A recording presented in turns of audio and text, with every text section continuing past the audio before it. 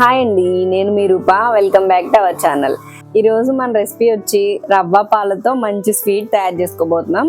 అదేంటో చూసేద్దాం రండి. ముందుగా ఒక 10 బాదం పప్పులు, జీడిపప్పులు, పిస్తా పప్పులు తీసుకోవాలి. ఒకవేళ వీటిలో ఏదైనా లేకపోతే వేరే క్వాంటిటీని పెంచుకునైనా తీసుకోవచ్చు.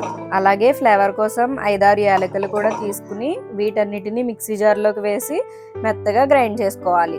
మీకు తినేటప్పుడు పలుకుగా తగలాలి అంటే కొంచెం బరక్గా గ్రైండ్ చేసి వేసుకుంటే క్రంచీగా ఉంటుంది. ఇలా గ్రైండ్ చేసిన పొడిని రెడీగా పక్కన పెట్టి పిండి కలపడానికి ఒక బౌల్ తీసుకోవాలి. ఇందులో 1/2 కప్పు బొంబాయి రవ్వను అలాగే బైండింగ్ కోసం గోధుమ పిండిని వేసుకోవాలి. మీకు కావాలంటే గోధుమ పిండి బదులుగా మైదా పిండిని కూడా వాడచ్చు. అలాగే కొంచెం స్వీట్గా ఉండడానికి 1 టేబుల్ స్పూన్ షుగర్ని, చిటికెడంత సాల్ట్ని వేసుకోవాలి. గ్రైండ్ చేసిన బాదం, జీడిపప్పు పౌడర్ని కూడా 1 టేబుల్ స్పూన్ వేసుకోవాలి. ఈ మిగిలిన డ్రై ఫ్రూట్స్ పౌడర్ని పక్కన పెట్టుకోవాలి. ఇలా ఒకసారి బాగా కలిపాక ఇప్పుడు దీనిలో కాసిన పాలను కొంచెంగా వేసుకుని కలుపుకోవాలి. పాలు వేడిగా ఉన్నా చల్లగా ఉన్నా తీసుకోవచ్చు. ఈ పిండి మరీ గట్టిగా కాకుండా ఇలా జారుడుగా కలిపి తీసుకోవాలి. ఇది నానేసరికి ఇంకొంచెం గట్టిగా అవుతుంది. ఇప్పుడు మనం రెబిడి చేసేంత వరకు మూత పెట్టి రెడీగా పక్కన పెట్టుకోవాలి. కనీసం 10 నుంచి 15 నిమిషాల వరకు పక్కన పెట్టుకోవాలి. ఇప్పుడు రెబిడీని చేయడానికి మరో పక్కన స్టవ్ ఆన్ చేసి ప్యాన్లోకి ఒక 3 కప్పుల చిక్కని పాలను వేసుకోవాలి. సో ఇలా తీసుకున్న పాలను బాగా మరిగించాలి. ఇలా పాలు బాగా వేడయ్యి మరగడం స్టార్ట్ అయ్యాక ఇప్పుడు ఇందులో మంచి కలర్ కోసం చిటికెడంత పసుపు వేసుకోవాలి. పసుపు వేసి బాగా కలిపాక ఇప్పుడు ముందుగా గ్రైండ్ చేసుకున్న బాదం, జీడిపప్పు పౌడర్ని మొత్తం వేసుకుని ఒక 2-3 నిమిషాల తర్వాత మధ్యలో పాలు కలుపుకుంటూ బాగా మరిగించుకోవాలి.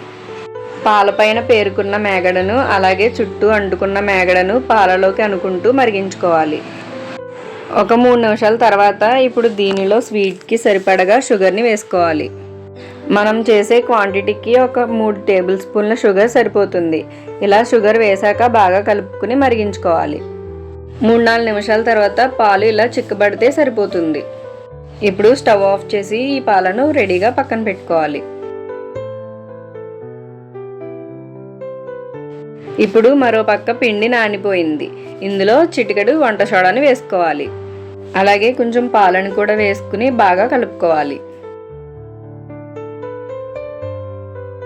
మనకి కన్సిస్టెన్సీ ఇలా ఉంటే బైట్స్ అనేవి మరీ గట్టిగా రాకుండా ఫ్లఫీగా సాఫ్ట్గా వస్తాయి. పిండిని ఇలా రెడీ చేశాక బైట్స్లో వేసుకోవడానికి ప్యాన్ని తీసుకుని బాగా వేడి చేసుకోవాలి. ఇలా వేడయ్యాక ఈ విధంగా ప్యాన్ అంతా ఆయిల్ని అప్లై చేసుకోవాలి.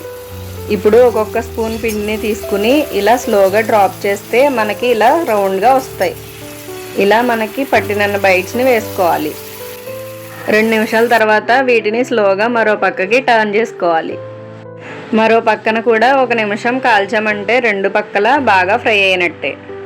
ఇలా బాగా ఫ్రై అయ్యాక ఒక ప్లేట్లోకి తీసుకోవాలి.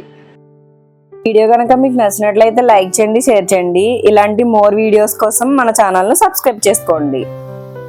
ఇప్పుడు వీటిని సర్వ్ చేయడానికి ప్లేట్ తీసుకుని 1 by 1 సరిపడా పెట్టి రెడీ చేసుకున్న రెబిడీని వేసుకోవాలి. చూడండి, చాలా సాఫ్ట్గా ఫ్లఫీగా వచ్చాయి.